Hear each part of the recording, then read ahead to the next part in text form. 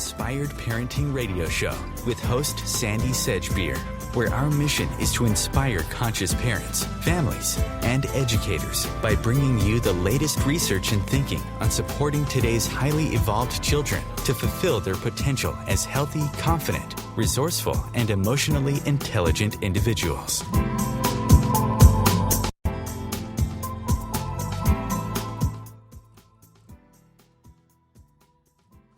It's every parent's nightmare, if you'll forgive the pun. Your child suddenly develops a fear of going to bed, convinced that there is a monster lurking in their closet or under the bed. For some, the spectre is so frightening that even when they do fall asleep, their dreams are often filled with unnamed terrors, causing them to wake up several times in the night, inconsolable and afraid to be left alone. All children are afraid of the dark at some time, and some children are more afraid than others. But why is that? Is it just a normal phase that will pass with time, love, patience and reassurance? Or what about nightmares? Are they simply a result of the brain trying to process daytime experiences and emotions that your child is too young to understand? An overactive imagination? Or could there be something else going on? Could your child actually be experiencing an otherworldly encounter?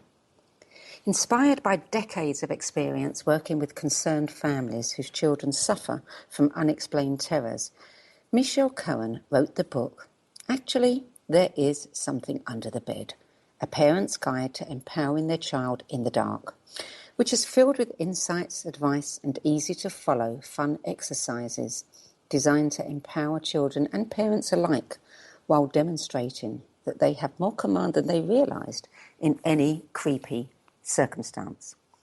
A highly experienced intuitive, Michelle emphasizes that it doesn't matter if what scares children is real or imagined. The bottom line is, something is causing fear, so tackle that. In this show, Michelle is going to explain how to help a frightened child share his or her experience and offer several constructive ways to find power and control over the situation.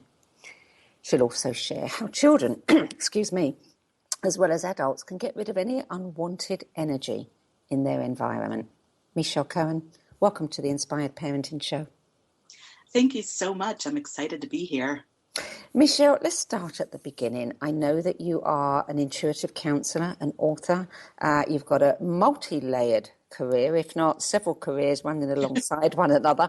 And we'll talk about the other careers a little bit later in the show. But first, what inspired you to write this book? Well, it's, as you said, decades worth of working with, it started out as just friends calling me and saying, can you help with my kid?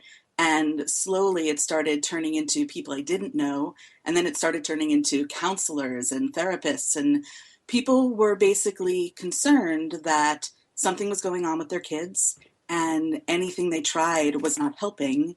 And they knew me enough to know that I had had my own experiences as a child.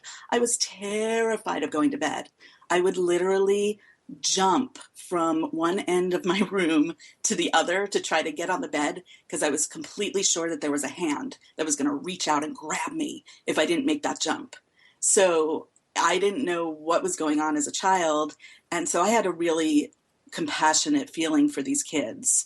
So when I would start talking to them, now granted, sometimes it really was an overactive imagination. They had seen some scary movie and they were scared and it got them thinking, and that was something that could be attended to pretty quickly. But then I started working with certain kids where I would walk into their room and be overwhelmed by the kind of energy that was pulsing, literally, in that room. Now, not everybody feels that yet. I think we're coming into a world where more people are going to start feeling it, but especially a lot of the kids who are coming in now, they are really noticing things that are what I would call going bump in the dark. So I started working with individual kids and then larger amounts of kids, and I was so inspired, and it was kind of happening over and over again. I finally said, I should probably put this into a book just so that even more people, it doesn't have to just be me singularly trying to help everyone. This was a very specific protocol. And I find when I can give it to parents, I can give it to counselors, guidance counselors, school teachers. And invariably, they have told me the second they get the book, the next day a kid comes in and says, I think I was hearing voices in my room last night. And they immediately know how to help them because they have the book. My youngest grandson, Alec, who's 5 now, when he was a very precocious child, seemed to be, developed and have an intellect far beyond his years. But even when he couldn't talk, every night when he would start to go to sleep, he would start panicking. And sometimes he would wake up in the night and scream into his mother, don't leave me, come get me, as if he was experiencing something, but he couldn't articulate what it was. And I wondered, as he was going through layers of sleep, whether he was actually moving, into a place maybe outside his body and encountering things, because I couldn't see how a child as young as 2 could actually have fears or, imagine monsters. He wasn't exposed to that kind of thing. Oh, that's such a good point. Yeah, part of it really depends on the developmental stage that the child is in. So when they're that young, they're really pure. They're still really attached to what I would call kind of multi-universe awarenesses. They will really still feel if there's something that will put them on edge. As we get older, we become more numb and we become less aware of it. But at that stage, at that age, yeah, I don't think it's something that would have been imprinted in their minds just yet. It's something that they're legitimately noticing and legitimately scared about. So how would you deal with that? I mean, if you can't talk to a 2-year-old about it, they don't really have a frame of reference for it. How would you, a child as young as that, how would you deal with it? Yeah, that's a good one. I mean, I'm usually working with ones who are at least a bit more on the language scale. But what I would definitely do with someone that young is give them something to literally hold on to. There's something about having something in your hands. That's why they love to clutch their pillow or their favorite blanket or their stuffed animal. And the more you imbue, let's say it's a stuffed animal, with special powers, and it's something that if they're handling that, they know that there's nothing to fear. Like it's something that is a guard for them or will protect them. There's a combination of investing that kind of idea in an animate object that they can feel and see and touch.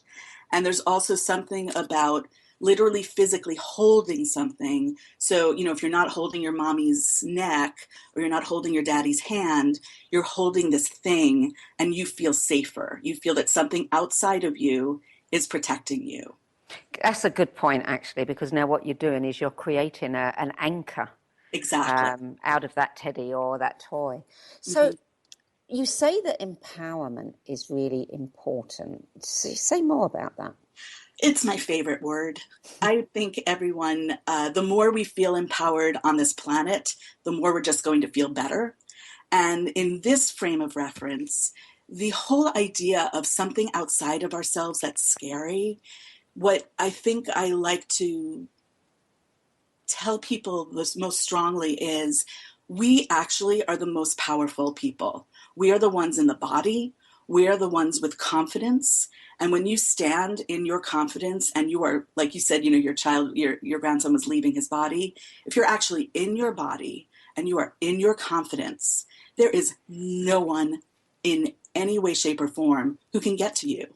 And people can kind of smell that. Like you can tell when someone with real confidence walks into a room, you're not going to screw with them. Sorry for the words. You're just not. You can tell when someone's a bit more meek or damaged or unsure of themselves. And that's someone that you can start, if you're in a manipulative mood, you can manipulate. So for me, the whole point of this, especially for the kids, is to show them ways that they are in complete control, they're completely empowered, and they feel how strong they are. And then they can use that not just for their nighttime scariness, they can use that at any point in their lives. Anyone who's bothering them, be it a bully or someone who's being inappropriate with them, they can absolutely stand in their power and say no. And that's all they have to say. And it's clear, it's clean, and it's usually heated. Well, how do we empower a scared child? I mean, children's fears can be so huge they obliterate all reason. Where do we start with that? Great question. I always say start in the daylight because it's just easier. So it could start with just a conversation. I mean, a lot of times kids want to talk. They just want to prattle on and on and on and on and on and on. And we don't always have the time or the space for them. So actually giving them a chance to just talk until they're done sometimes is enough. Just say, hey, I hear you're having these fears at night. Talk to me about them. And then they keep going and say, okay, tell me more. Oh, that's so interesting. Tell me more, until they actually just get it out of them. Because half the time it's all these hidden fears that they're not sure they want to talk about. And if they can say it out loud and people just go, okay, and they give them a confirmation that they're not crazy or that at least they're being heard, that's really helpful to that kid. And it's very empowering. Yeah, I can see that. I think the languaging is really important, isn't it? How you phrase those questions. Mm-hmm. Yeah, I mean, I think my biggest issue is when people don't necessarily have a belief system around there being potentially something other than an imagination, which is completely fine, but just don't negate your child's experience. If your kid is saying, I saw a ghost in the corner, instead of saying, no, you didn't, just say, oh, really? How did that feel? And I've heard other people have had that experience. Are you sure that's what it is for you? It could be that. It could be something else. But to basically not make them think they're crazy. Because a lot of people are seeing things that other people can't. And it's very disconcerting to be told, no, you're wrong. It's like being told, wait, I see everybody has eyebrows and everyone's telling me that they don't. What do you mean? That's really crazy. So in the same way, allow them to potentially... It's okay, Michelle. We will continue this conversation when we come back in a minute. Sorry, I got all excited. Great. You're listening to the Inspired Parenting Radio Show. I'm Sandy Sedgbeer, and my guest is author and intuitive counselor, Michelle Cohen. After the break, Michelle is going to share how you or your children can determine the difference between what is scary. This is OTR FM, part of the IOM Radio Network. Are you trying to get from point A to point B and need a little advice? Connect with the counselors at OMTimes Advisors. Whether you're looking for a life coach or a spiritual intuitive, the advisors participating at advisors.omtimes.com were carefully chosen based on their gifts, skills, and professionalism. OMTimes Advisors, connecting you with the best advisors in the business. Hi, this is Angela Levesque, host of Entanglement Radio. Join me Wednesdays at 12 p.m. Eastern for inspiring conversations with visionaries in spiritual science and conscious healing. Entanglement Radio, Wednesdays at 12 p.m. Eastern. Transcendent talk for the conscious mind. Being a radio host on IOM FM allows you to build your show on a rich platform with the power of the internet to fulfill your outreach goals and connect with a very specialized and global online audience, unlimited by time and distance. OMTimes Radio will provide you with web relevance, a recognizable conscious brand, and with the standard of excellence that has accompanied every single OMTimes endeavor. Host your show with OMTimes Radio Network. Hi everyone, this is Shay Parker, the host of Best of the Best, which airs live right here on IOM Radio every Tuesday night at 8 p.m. Eastern and 5 p.m. Pacific. I'm super excited to bring you expert guest hosts, spiritual discussions, free psychic readings, and so much more. I can promise that you will not want to miss this one-of-a-kind, fun, yet touching, down-to-earth show. Join us every Tuesday night at 8 p.m. Eastern, 9 p.m. Pacific on OTR FM. This is Shay Parker, and I can't wait to see you there. This is OTR FM, part of the IOM Radio Network.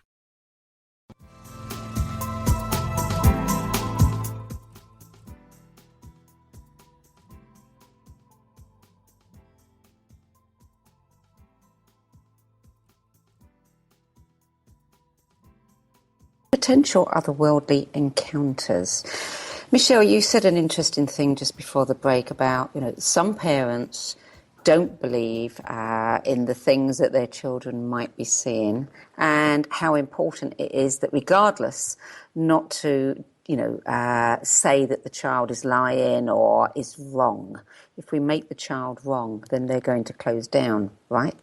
Exactly. Because here's the thing, I am in no way proselytizing. If you don't see it or believe in it, that is so fine. I mean, it's really, everyone comes to their own journey and their own spiritual journey in their own way. So there's nothing wrong with not necessarily seeing or even believing that your child is seeing something that you don't, or experiencing something that you're not experiencing.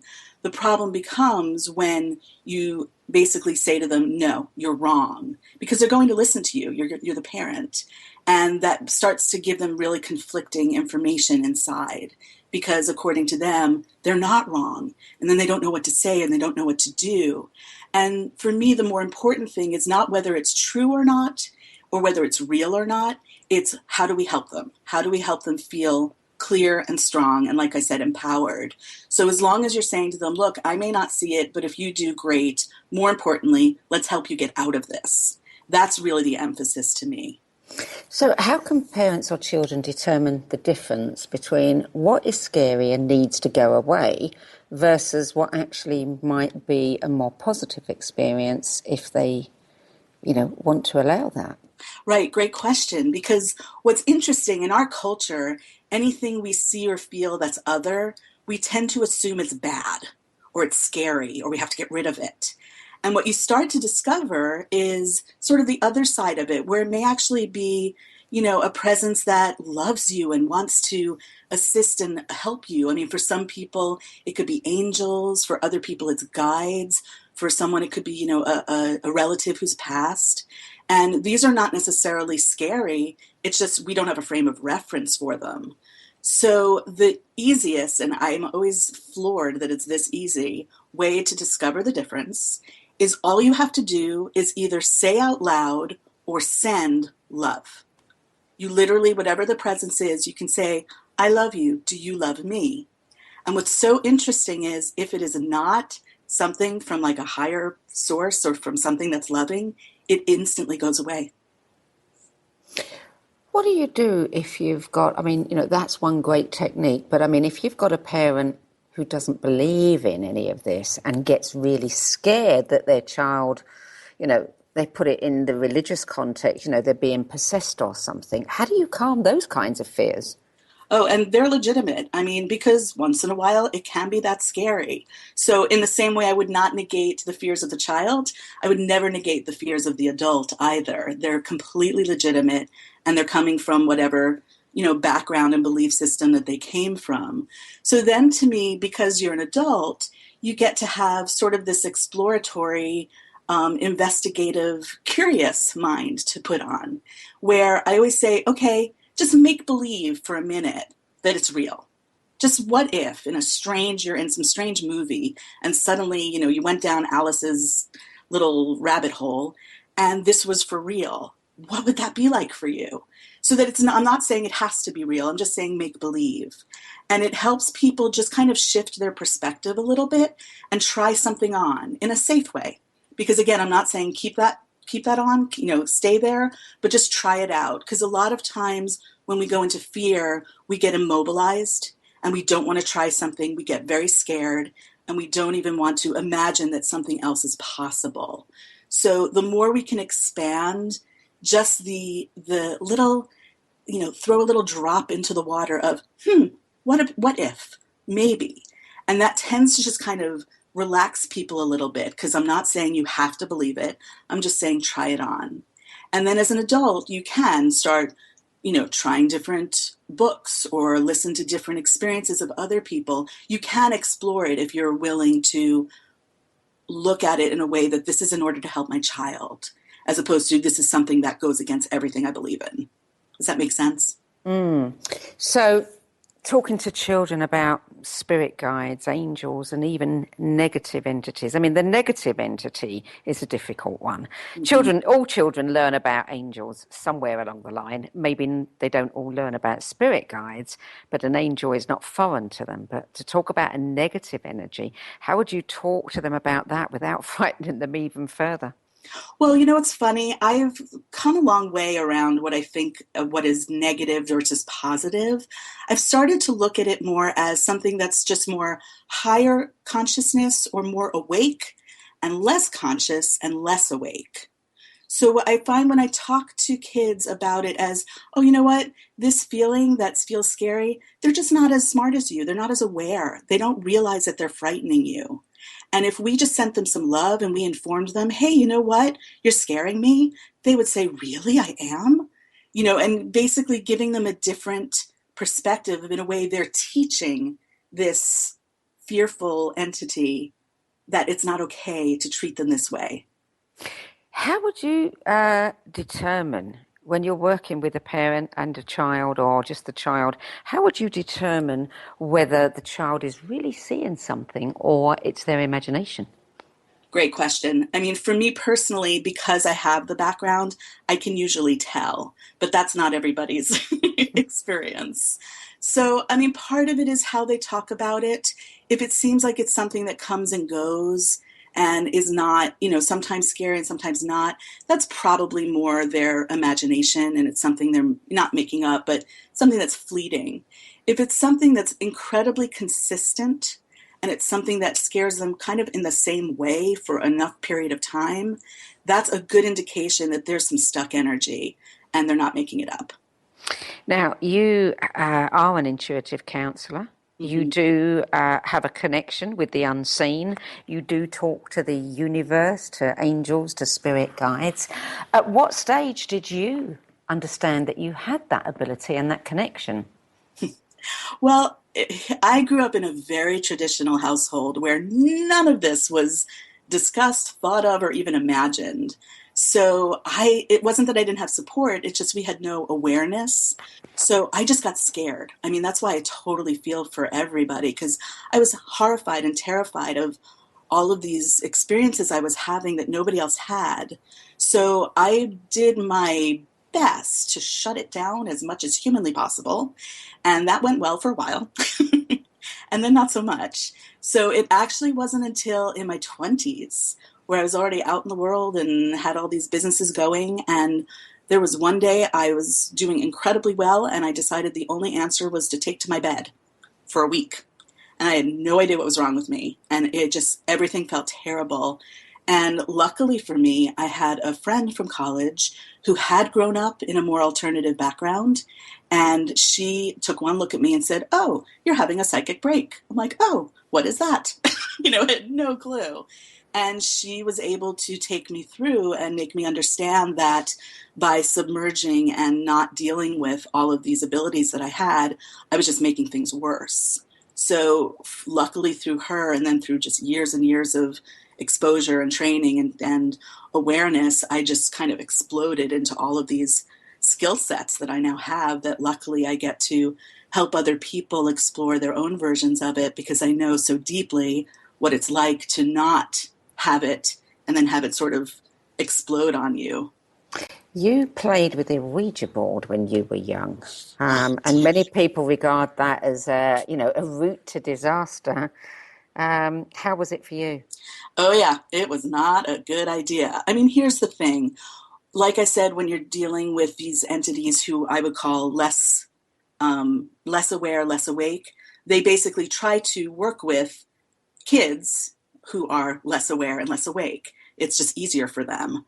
So it can get really nasty. It can get very inappropriate and scary pretty quickly. I mean, there's ways to use those boards that are appropriate. You can create circles of safety. You can go about it in a way that it actually can be helpful. But most people aren't. They're using it as a game, or they don't really understand what they're playing around with, and it can cause a lot of trouble. And that's where I really got the most scared, because they knew I had abilities that I didn't know about. Like, I can literally feel entities, like physically feel as if a hand is on my back.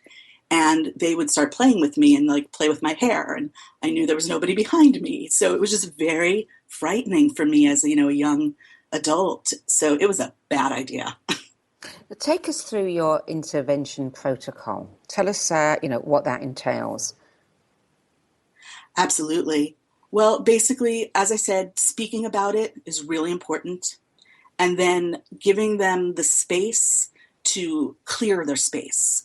I like going through either the room itself or your entire house and make it something that you feel really comfortable. And I give all these wonderful little games, depending on how old your kid is, to play in order to get really strong and to re-energize your home so that they're claiming it as their home and nobody else can take it. So that's the first part during the day. And then for the evening, what I also talk about is creating what I call a power stance. And it's imbuing some powerful way you're holding your body, the way Superman holds his body, or a martial artist, holds their hands in front, and imbuing that feeling with so much strength and fun and power and happiness that the second something comes in that makes you scared and you go into that power stance instead, it actually infuses your body differently and you feel better. So there's just this wonderful correlation of change your body stance and you suddenly change your mind. When you talk about clearing space, are you doing this, with things like smudge, with intention, some kind of ritual? You can do a little bit of all of it. Sage is never a bad idea, but I also have them use magic wands if they want and literally energize it with their own internal energy. I like it coming from inside because I think that's the strongest place to come from. I think that's really good. I mean, I think if the kid is involved in, creating a solution for themselves, then there's more chance that it will work. Exactly. Yeah, I remember giving my grandson, who grew up to have nightmares, a little bottle, and I told him, a little spray bottle, and I said it was ghost spray. Perfect. He could spray it all around his room, and they would go away. You're listening to the Inspired Parenting Radio Show. I'm Sandy Sedgbeer, and I'm speaking with author and intuitive counsellor Michelle Cohen about how to deal with children's nighttime fears. After the break, Michelle will provide 3 solutions that you can use if fear continues. We'll be back in a moment. Stay tuned.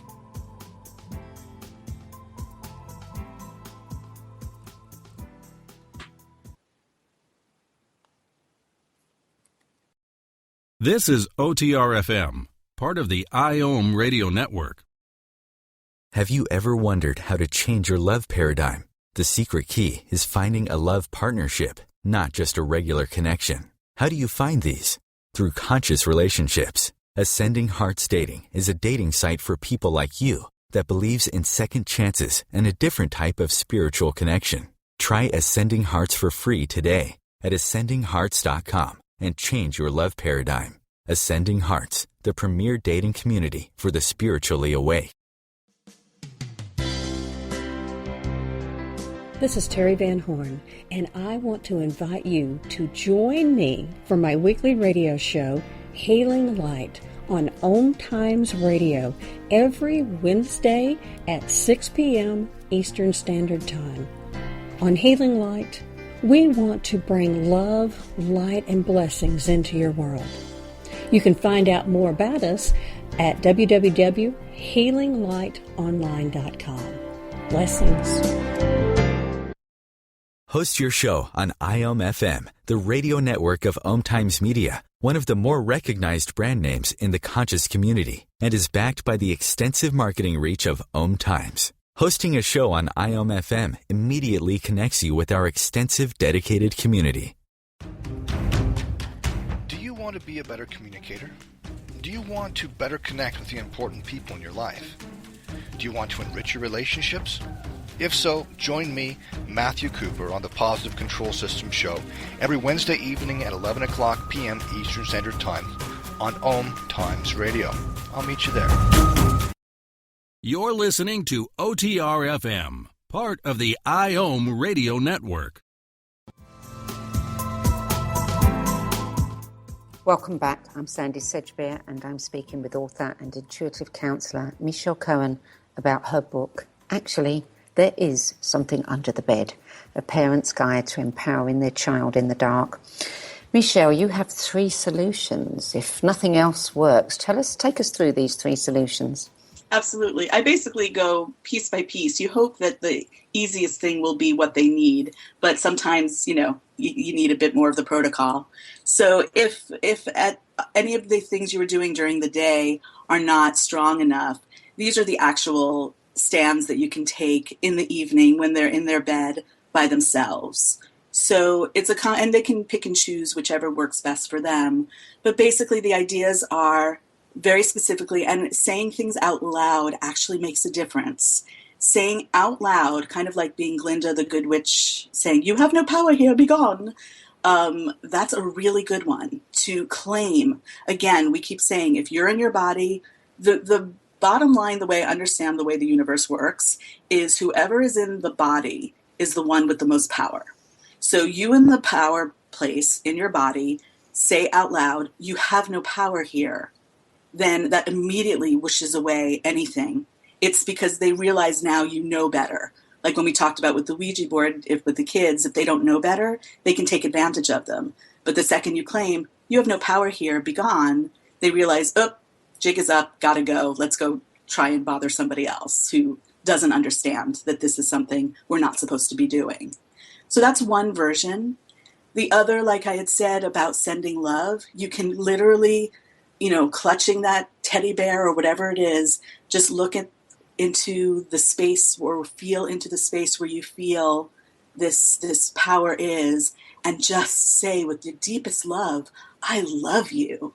And it's just astounding, because if it's something that loves you back, you will feel so warm and comforted, and you'll wonder why you were scared in the first place. And conversely, if it's something that's not there for you for a positive reason, it's like a cold air suddenly just dissipates. So that one you can literally say out loud, or if you're too frightened, sometimes people are scared to talk, just let your heart, beat and just feel the love, direct it in that direction, and that will really help. So those are kind of the initial 2 to use. Now, again, if they're really frightened and it's not working, I do recommend going into that power stance that we talked about. Mm-hmm. And sometimes, again, they may be too scared even to move. If that's the case, just imagine the power stance in their heads. Just imagine that they're standing there with their arms up high, in the way that makes them feel really comfortable. And that's enough, because that will also infuse your body. I grew up as an actress, so I know the difference of when I'm playing a character and I make certain character choices, I'll think, oh, you know what? This character, when she wipes her brow, that just makes her feel really comfortable. So I would do it enough times that I would start to really feel like that character anytime I wiped my brow. So it's the same thing. We're kind of giving an acting exercise to a kid where every time they move their arms over their head, it just makes them feel really happy and really powerful. So once they go into that stance, either in their mind or literally into their body, they can then literally start saying, "You have no permission to be here. I am the strong one. I am in control. You have to go." And sometimes for ghosts, they say, "Go to the light." You can say that. And then the other piece is you can ask for help. You can say, "I call in all of my guides, all of my angels, everybody who loves me. I call in the universe." Whatever version that feels good to you, I'm asking for help. Please remove what's making me scared. So you teach them to access their inner Iron Man or Power Ranger. Exactly. Yeah, that's a good one. Mm-hmm. Yeah, because the minute, they love playing those characters, the minute they assume that kind of identity, they just, they grow, don't they? They expand. Well, it's true. I mean, that's part of what, make-believe is. You get to make believe that you're some superhero. And the reality is we really are superheroes. We just forget. So this is helping them access the parts of them that are truly heroic and able to take care of themselves. So this protocol, you said before that it can actually be used any time in the daytime for bullying or other fears, and for those parents that get uncomfortable talking about the more esoteric side of this is where it can be, grounded and very practical. Give us some examples of how it could be used for bullying, etc. Yeah, it's true. I made sure I had more traditional people like therapists go over the protocol because I wanted to make sure I wasn't damaging anybody, little things. Um, and they all just said, this is perfect because it works not just for something that could be esoteric, but it really, imagine, that bully is coming at you at the locker again, and you suddenly imagine to yourself a combination of, I'm standing in my power, you have no control over me, and sending them love. What's a bully but someone who has a broken heart, really? So if you actually send them love, it tends to stop them in their tracks. Because again, they're just looking for someone who's weaker than them. And if you're not, and if you choose to actually, with great compassion and love, send them back to themselves, they're gone. In your book, you actually have sections on muscle testing and automatic writing. Yeah, automatic writing, is that a responsible thing to be teaching children, do you think? Well, it's something that section I think is a bit more for adults, and it depends on the child. It depends on their age, and it depends on their mature level. The reason I put it in was for adults who might want to explore more of what's going on. These were a couple of suggestions of certain ways you can access inner information, inner guidance, intuition. So I think it depends, again, on the fluidity of the kid. But I do know a lot of guidance counselors and therapists use automatic writing from the sense of talking to, another side of yourself, or if you're older, your inner child. It's a way to access other parts of you that are literally you, not necessarily something else. So it's a pretty strangely grounded in more earthly, shall we say, for lack of a better word, concepts than some of the other things that might really seem off the charts weird. So if a child is younger, then I guess what you would do is you'd take that and tell them to talk to their inner Iron Man or Power Ranger, and what would they say to them about this situation? Yeah, especially younger ones, they're still pretty close to the access. So it's not very hard. So many have, quote unquote, their imaginary friends, which to me are not so imaginary. So they're much easier and more facile. So if you give them, an idea, like I teach a lot of how to access just sort of a yes and no for yourself. And this is for anybody. It could be you flip a coin if it's a yes or no. But if you want to help a kid get the feeling for it, you can literally say to them, okay, let's try this. Say the kid's name is Henry. Say to them, okay, say that my name is Robert. And they start to giggle. And then I say, now how does your body feel? Because that was a lie. That didn't feel right. And they giggle again. So that's your no. So now say your name is Henry. And they say, my name is Henry, and that feels right, that feels aligned, that feels true.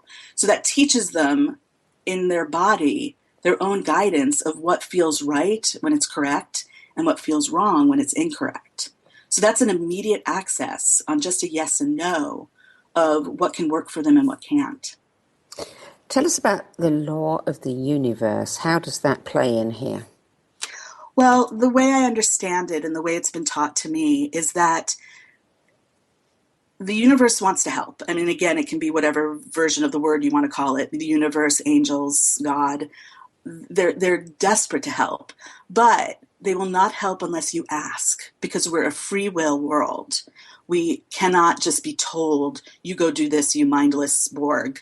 So one of the ways you can tell whether you're working with someone or something that is for your highest good, they won't respond until you ask a question. If something is telling you without being asked, go do this, or you need this, or you're like this, you know that they are not working within the appropriate laws of the universe. Do you have any examples that you can tell us about children who have been particularly afraid There's so many. I had one little boy who, it was so interesting. He was very afraid of his bed. And I knew the parents, so I actually went to their home and went into the room and took one look at his bed and said, oh my God, let's get this out. It was literally just in the wrong space in the room. And once we moved the bed to another part of the room, he slept like a baby. What was going on there? There was just some kind of, I call it sludge. It wasn't even enough of enough to make up what we would look at as sort of a human form. It was just this kind of stuck energy that was in the corner of the room, and he was literally lying on it. So it was making him crazy and very uncomfortable. So we did the combination. We moved the bed to the other side of the room, and then I just got rid of the sludge that was in that section. But we felt that he had imprinted so much pain from being at that side of the room that instead of just putting him back, we just gave him a whole new experience, and he was completely fine. I've heard that, children are very sensitive to colours and sounds in their rooms, and some people use music and, moving the colours around, changing the wallpaper or the paint or something to help create a different energy. Well, it also depends on, this is another thing I tend to talk about, which skill set you have. Some people are more, what I would say clairvoyant, where they're seeing things, and other people are more clairaudient, where they hear things. So part of it depends on which sensitivity, or I call them superpowers, that they have. So it's true, if there's certain kids who, the wallpaper is all freaky, they definitely are seeing things, and shifting that is good. And for others, it may be better because they're just hearing sounds and it's just scaring them. So to shift them musically or orally is perfect. So what response have you had from parents to your book? Oh, they're so grateful. And especially guidance counselors, because they get so many kids who say, I'm hearing voices, and they know there's nothing wrong with them. Like, they don't want to send them to a hospital. So I intervene and boom, they're fine. Have you had any negative response from people who think it's a little bit too woo-woo? Oh, absolutely. And that's okay. God bless them. If this is not your thing, go do something else. It's really okay. It's only for the people that it's for. You're listening to the Inspired Parenting Radio Show. I'm Sandy Sedgbeer, and I'm speaking with intuitive counsellor and author Michelle Cohen about her book, Actually, There Is Something Under the Bed, A Parent's Guide to Empowering Their Child in the Dark, which offers tools and strategies to help deal with children's nighttime fears. We'll be back after the break with more from Michelle. Stay tuned.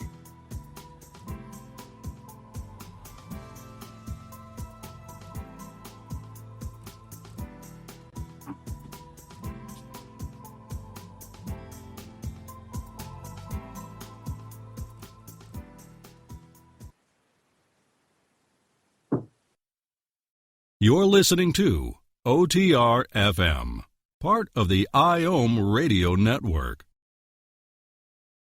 As difficult as it is to believe, there are places in Africa where human traffickers sell albino children and their body parts for use in magic rituals.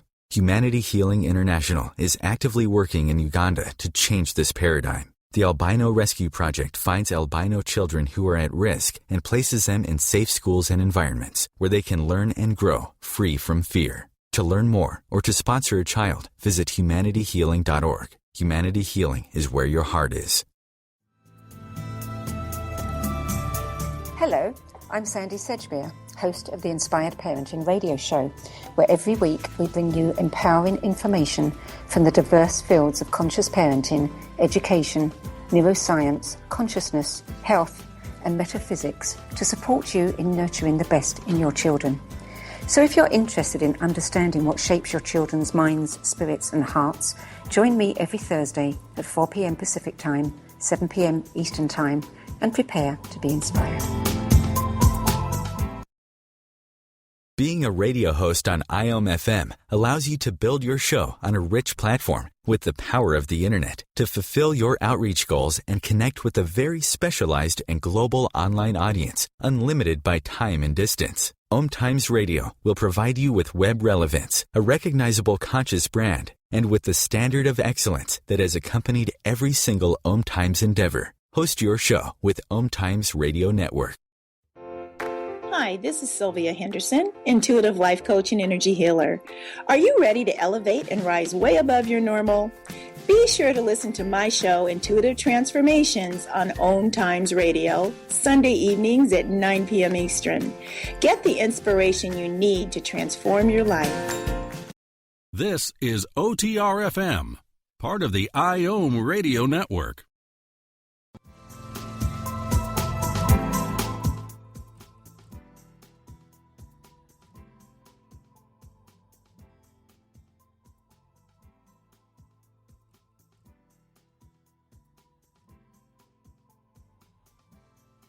The universe, you also have another successful career, several in fact: voice coach, producer, writer, director, performer. You're no stranger to success, and you've also been featured on CNN, Good Morning America, NPR, People Magazine, Entertainment Weekly. You write books. I guess, nightmares probably don't affect you anymore because you can't be getting much sleep. I know. It's actually interesting. I don't sleep as much as I used to, and I really couldn't. I'm so busy.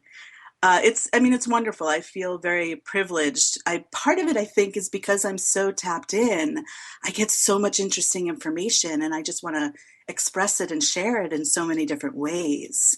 So it's pretty exciting. And I'm a bit of a overachiever, shall we say. And I've been doing a lot of this since I was a kid. I was a professional performer from the age of 6 on, and studied and trained and loved it, and then started branching out into producing and did incredibly well there. And now I'm writing, and it's fun because it's a combination of writing from a creative entertainment stance and then writing what I would call these, sort of side projects of, oh my God, I have to help everybody who's having nightmares. And I suddenly compulsively make that happen. So. Well, kudos to you. I love hearing about people who come out of the closet and are not ashamed to express all the different parts of themselves. At one point in my career, I was told, stop flitting into all these other areas. You'll become a jack of all trades. In fact, the best thing we can do for our kids is to give them that role model of, express it all. It's true. We come from a world where they like to put us in boxes. And I've never fit into a box from early on. And I think there's something really powerful to say, hey, I have a couple different opportunities and a couple different gifts. And I will say it took me a really long time to find a way to combine them holistically. I would really struggle with that. And I think that's a lot of people's issues of how to sort of explain themselves in a way that doesn't have people running screaming from the room. But there is something really powerful about admitting, hey, I don't want to just do one thing and the rest are my hobbies. I really do all of these things and I feel comfortable expressing them and people enjoy it. So why not? So, depending on the hour, I'm like, oh, okay, right now I'm an intuitive. And then, 3 hours later, I guess I'm a writer. Now I'm singing, it's really fun. And that's what kids do throughout the day. That's true. It's a good point. So I'm an eternal kid is what I am. Well, good. Good for you. Great message to send to children. So you developed the Intuition Toolkit, which I can imagine if there's any parent listening who does believe in these things and is very interested in being able to develop their intuition so they can be even more helpful to their children in this particular circumstance and more, the Intuition Toolkit would be great for them. So tell us about that. Oh, that's my absolute hope and dream. I have been working with so many clients and realized that they didn't believe they had any abilities, that they were not tuned in, that they did not have gut checks. And I kept thinking, you're crazy. Of course you do. Now, to what degree? That's who knows. And what are your special talents? Who knows? And what I literally got a tap on the head, I think last year, where, what I call my posse and guides, they said, guess what? We're going to have you put together this, what we're calling the Intuition Toolkit, because there are so many people out there who are really ready. They're really curious, but there's no Hogwarts. There's no place to go to learn sort of your initial entryway into how to tap into your inner guidance and what is it and what skill sets do I have. So I very excitedly put this together, and it's a combination. You can read it as a transcript or you can listen to me jabbering away as an audio, and there's a workbook, and it takes you through bit by bit all the questions you may have about what in the world is going on or what in the world is going on with me, and really takes you, it could be very fundamental where it's just cut and dry. Okay, I'm learning how to listen to my body, and my body is telling me I want broccoli. Okay, I've got it. Or it could be completely off the charts of, oh, I want to go talk to aliens now. You know, we can really run the gamut. And I've learned that I have a good way of helping people feel safe and calm as they're learning this. I don't take you into some weird direction, and I'm really clear about some people's boundaries, and I'm in no way wanting to cause havoc. So it's very lovingly done. And it's very exciting. People are telling me that by the fourth lesson, they are undeniably changed and shifted. They're starting to have all kinds of off-the-charts experiences and are loving it. Are there any little exercises that you could, take us through, or give us something not too long right now? Oh my gosh, how fun. Let's see. Well, there's so many things that are running through my head. It's like you can do so many things. Well, part of it is notice which sense is your most obvious sense. Are you someone who smells things all the time, like really powerful odors? Or do you just see things that nobody else sees? Colors that are in art that everyone's saying, what are you looking at? Or do you think you're hearing things? Basically, the place to start is your own sensual experience. It literally starts in the body, which is strange because we're talking about energy and spirit. But the more you recognize what your extraordinary sense is of the five senses, then you actually start to figure out what your sixth sense is. So what I would recommend for someone is take a day, like 5 days within the week, and pick, this is my seeing day, and just start looking around and see what you notice and see things that you didn't see before. Like make it a focus of I am looking today. And then on the next day, I want to touch things, touch your food, touch your face, touch things that you wouldn't normally think to touch, and see if that changes or if that really excites you. And that's a perfect way to discover, if the visual is really clear and clean for you, you're probably clairvoyant. Like I knew someone who was trying to become clairvoyant. He really, really, really, really wanted to see stuff. And he was asking people to train him and help him.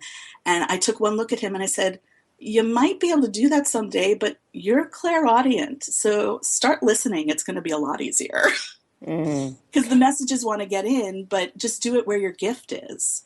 Yeah. And a lot of people don't realize that they have specific gifts.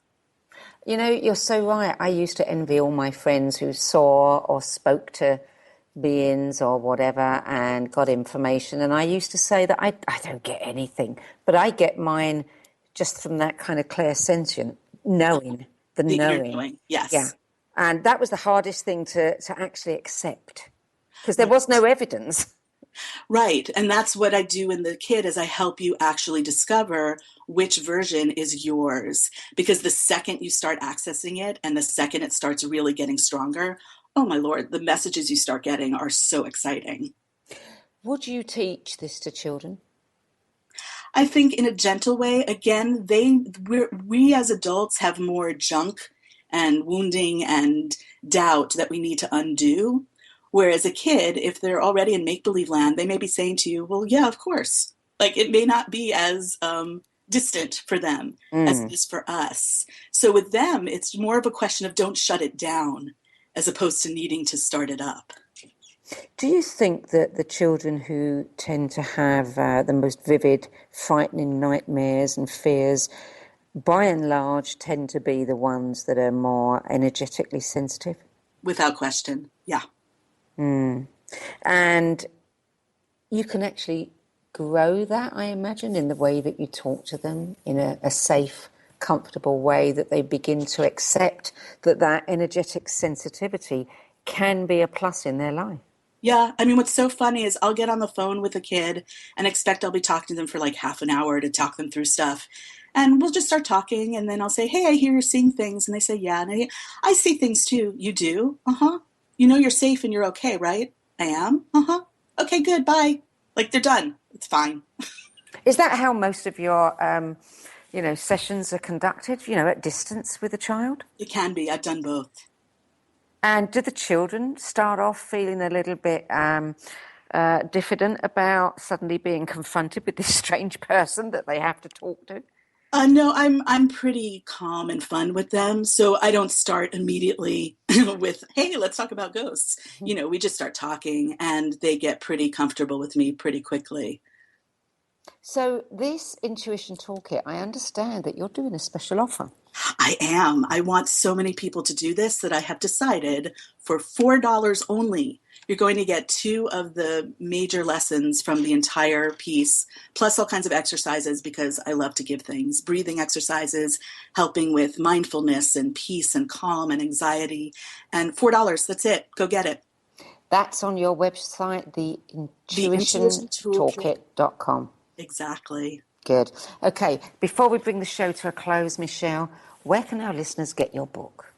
Oh, well, you can go to Amazon.com. You can also go to my site, which is michellecohenprojects.com.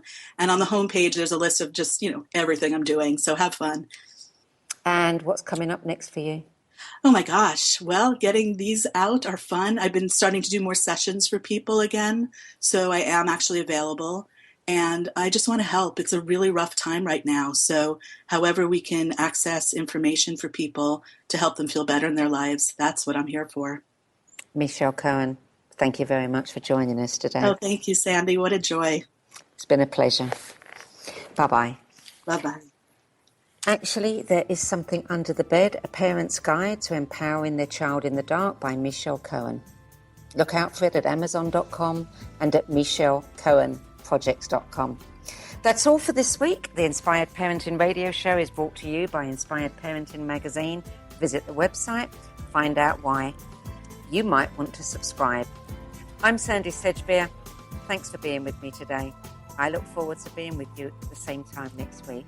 Till then, it's goodbye.